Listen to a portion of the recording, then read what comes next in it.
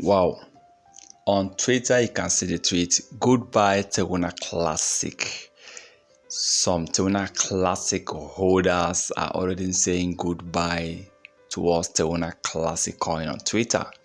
Now, I don't know why some holders are already saying goodbye. A lot of people have actually pulled out. Some are tired of waiting for revival or waiting for Luna to bounce, So a lot of people have actually diverted their money, their investment on other coins or other businesses.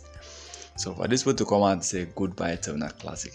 But, well, that's a decision. And it's a good thing to know that people can, it is good if you tell yourself that I don't think I need to invest on the particular coin. If you don't think that, go ahead and don't do what? Move away. That's how it's supposed to be. Then those who think they can still continue, of course. But remember, whatever you're doing, think about the possibility of you making money or not making money. So these are the two things you need to think about first. But for Luna, it doesn't mean that Terra Classic cannot still create and make a lot of people money off the rise. There's most possibility that Luna can still rise, but the other thing different is the time frame. Okay, is the time frame. Some people are ready to wait, some are not ready to wait. Okay, so for me, if you ask me personally, what do I think about Terra Classic? If I'm holding Terra Classic, will I continue holding, or will I sell out my Terra Classic? Will I pull out? Personally, if I have huge coins of Terra Classic, okay, I have Terra Classic coin, but I don't have huge coins. The coins I have with Terra Classic, the coins, whatever happens, no problem. But if I have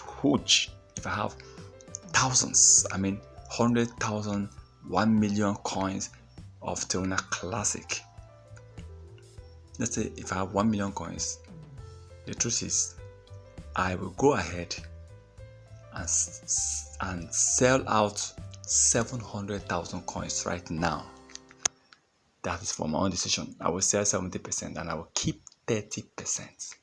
I will try to invest that 70% in a particular coin that I know that can rise and give me back the amount of the 30% left on Terra Classic.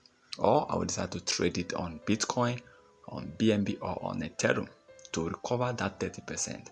Once I recover the money, I can now leave that money there with peace of mind. That is what I would do if you ask me.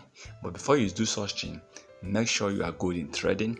Make sure you are very, very good in terms of trading crypto and understanding the technical and the fundamental part of it.